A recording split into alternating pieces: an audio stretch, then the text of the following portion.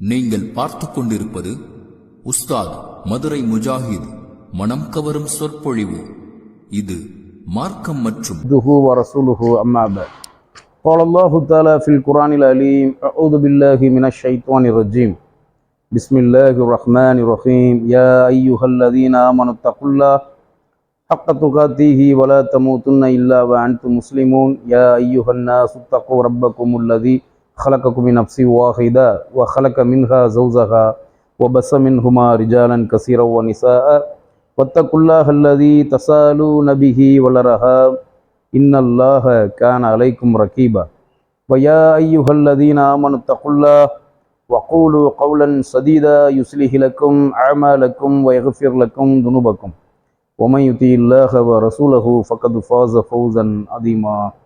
கண்ணியத்திற்குரிய எல்லாம் வல்ல அல்லாஹ்வின் நல்லடியார்களே, அன்பார்ந்த இஸ்லாமிய சகோதர சகோதரிகளே, 800 ஆண்டு கால பழமையான பள்ளிவாசல் நீதிமன்றத்தால் கோயில் என்று அறிவிக்கப்பட்டு அந்த பள்ளிவாசலை அபகரிக்க வேண்டும், ஆக்கிரமிக்க வேண்டும், அதை ஆக்கிரமித்து அவர்களின் வழிபாட்டு தலங்களாக மாற்ற வேண்டும் என்ற தவறான நோக்கத்தில், தவறான ஒரு திட்டத்தில், மத துவேஷ திட்டத்தில் மதவாத கும்பல்கள், சங் பரிவார் RSS அமைப்புகளைச் சேர்ந்த அந்த மதவாத கும்பல்கள் நீதிமன்றத்தில் வழக்கு போட்டு அந்த வழக்கை விசாரித்த நீதிமன்றம் எப்படி கடந்த 2019ஆம் ஆண்டு பாபர் பள்ளிவாசல் நிலம் சம்பந்தப்பட்ட அந்த வழக்கில் உச்சநீதிமன்றம் தீர்ப்பு வழங்கியதோ அதே போன்ற ஒரு தீர்ப்பை ஒரு மாநில உயர்நீதிமன்றம் வழங்கியிருக்கிறது. பாபர் பள்ளிவாசல் கிட்டத்தட்ட 450 ஆண்டு கால பழமையான ஒரு பள்ளிவாசல். 1528ஆம் ஆண்டு கட்டப்பட்ட அந்த பள்ளிவாசலில் அது கட்டப்பட்ட ஆண்டிலிருந்து 1949 டிசம்பர் 22ஆம் தேதி இரவு வரை தொழுகை நடத்தப்பட்டு வந்தது. 5 நேரம் பாங்கு சொல்லப்பட்டு தொழுகை நடத்தப்பட்டு வந்தது. 1949 டிசம்பர் 22ஆம் தேதி இரவு இஷா தொழுகையை முடித்துவிட்டு பள்ளிவாசல் நிர்வாகத்தில் உள்ளவர்கள், அங்கு இருக்கக்கூடிய மக்கள் எல்லாம் சென்ற பிறகு இரவு நேரத்தில் சில கயவர்கள் பள்ளிவாசல் கதவை உடைத்து அதற்குள் இமாம் மெம்பரில் உரை நிகழ்த்தக்கூடிய அந்த ஜும்மாவுடைய மேடையில் மிம்பர் படிக்கட்டில் 3 சிலைகளை வைத்துவிட்டு சில சமூக விரோதிகள் பள்ளிவாசல் கதவை உடைத்து அத்துமீறி சிலைகளை வைத்துவிட்டு சென்று விடுகிறார்கள். ஃபஜ்ர் தொழுகைக்கு வந்த மக்கள் பார்த்து ஆச்சரியப்பட்டு அதிர்ச்சி அடைந்து அந்த செயல் செய்தவர்கள் மீது நடவடிக்கை எடுக்க கூறி காவல் நிலையத்தில் முறையாக வருவாய்த்துறையில் புகார் அளிக்கிறார்கள். அந்த வழக்கு நீதிமன்றத்துக்கு செல்கிறது. நீதிமன்றம் பாபர் பள்ளிவாசலை 1949ஆம் ஆண்டு சீல் வைத்து இழுத்து மூடுகிறது. அந்த பாபர் பள்ளிவாசல் நிலம் சம்பந்தப்பட்ட வழக்கு, சிலைகளை வைத்தவர்களின் மீது நடவடிக்கை எடுக்க வேண்டிய நீதிமன்றம் நடவடிக்கை எடுக்காமல், காவல்துறை நடவடிக்கை எடுக்காமல் அவர்களை கூப்பிட்டு விசாரிக்கும் பொழுது அவர்கள் ஒரு புது கதையை சொல்லுகிறார்கள். இந்த இடம் ராமர் பிறந்த இடம், ராமருக்கு இதில் ஆலயம் இருந்தது, அதை இடித்துவிட்டு தான் பாபர் என்ற முகாலய மன்னர் முஸ்லிம்களுக்கு பள்ளிவாசலை கட்டி கொடுத்தார் என்று ஒரு பொய்யை சொல்லுகிறார்கள், எந்த ஆதாரமும் இல்லாமல். புராணத்தில் இருக்கக்கூடிய கதைகளை வைத்துக்கொண்டு ராமர் பிறந்த இடத்தில், ராமருக்கு ஆலயம் இருந்த இடத்தில் ராமர் ஆலயத்தை இடித்துவிட்டு முகாலய மன்னர் பாபர் பள்ளிவாசலை கட்டினார் என்று ஒரு புது கதையை கட்டி விடுகிறார்கள். இதை ஏற்றுக்கொண்ட காவல்துறை, வருவாய்த்துறை, நீதிமன்றம் பள்ளிவாசலை இழுத்து மூடுகிறது. 1949 இருந்து 2010 வரைக்கும் அந்த வழக்கு அலகாபாத் உயர்நீதிமன்றத்தில் நடந்து வந்தது. முதலில் மாவட்ட நீதிமன்றமான பைசாபாத்தில் நடத்தப்பட்ட அந்த வழக்கு பிறகு அலகாபாத் ஹைகோர்ட்டுக்கு மாற்றப்பட்டு அதிலே நடந்து வருகிறது.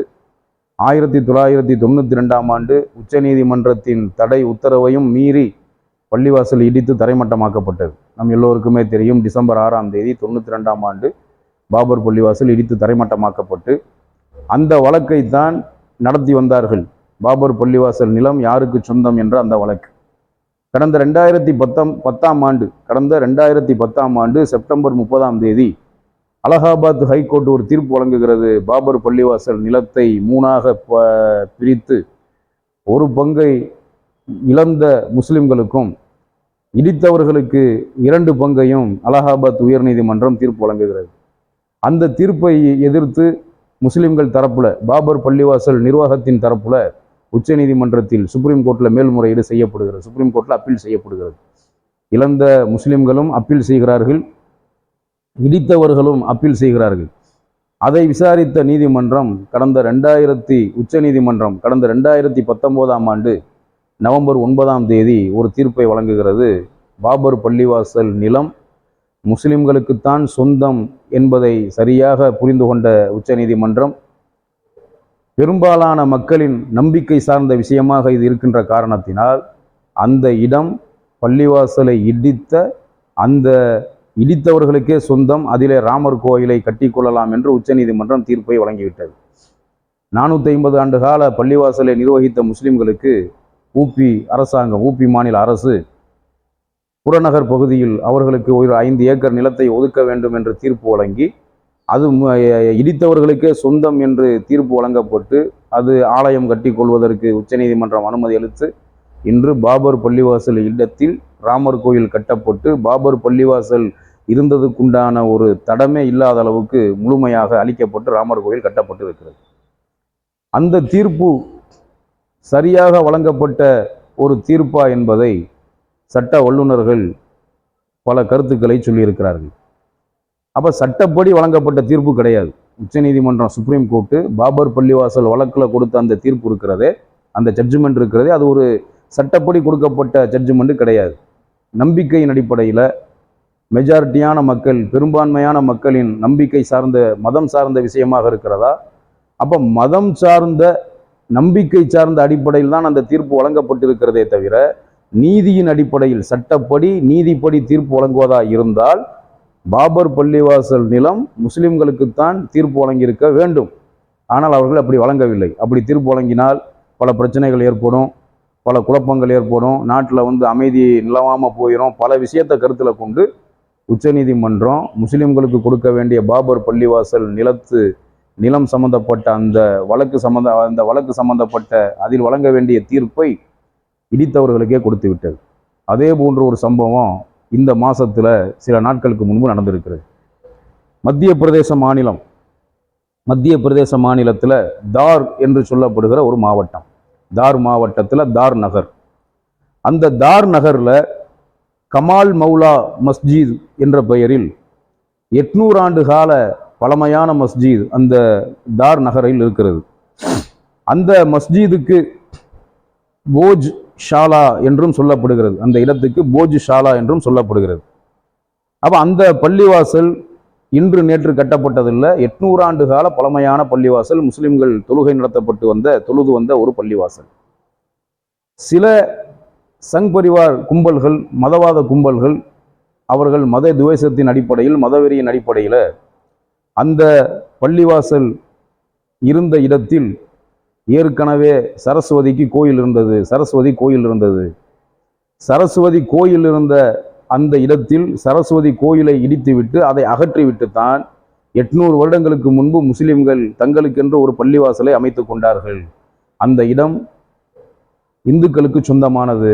அந்த பள்ளிவாசலை அகற்றிவிட்டு நாங்கள் சரஸ்வதி கோயிலை கட்டுவதற்கு, நாங்கள் அங்கு சென்று வழிபடுவதற்கு எங்களுக்கு அனுமதி அளிக்க வேண்டும் என்று ஒரு தவறான வழக்கை மத்திய பிரதேச மாநிலம் இந்தூரில் இருக்கக்கூடிய உயர்நீதிமன்றத்தில், மத்திய பிரதேசம் ஹைகோர்ட்டில் இந்த வழக்கு போடப்படுகிறது. சில கயவர்கள் இந்த வழக்கை போடுகிறார்கள். இந்த வழக்கை விசாரித்த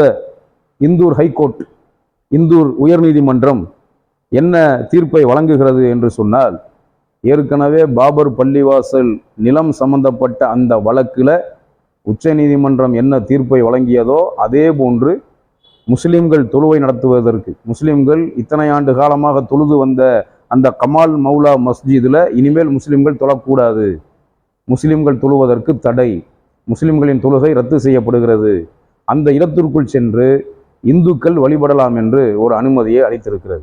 800 ஆண்டு காலம் தொழுகை நடத்தப்பட்டு வந்த பள்ளிவாசலில் இனிமேல் முஸ்லிம்கள் தொழப்போகக்கூடாது, அவர்கள் தொழக்கூடாது என்று தடை விதித்து வழக்கு போட்டவர்களை திருப்திப்படுத்தும் விதத்தில் இந்துக்கள், அதாவது அந்த இடத்துல போய் வழிபட வேண்டும் என்று கருதுகிறார்களே, அந்த ஊரில் உள்ள மெஜாரிட்டியான இந்துக்கள் இதை பண்ணியிருப்பாங்கன்னா பண்ணியிருக்க மாட்டாங்க. ஒரு சில பேர் சங் பரிவார் அமைப்பில் இருக்கக்கூடிய ஒரு சில பேர் தான் இந்த வேலையை செய்வாங்க.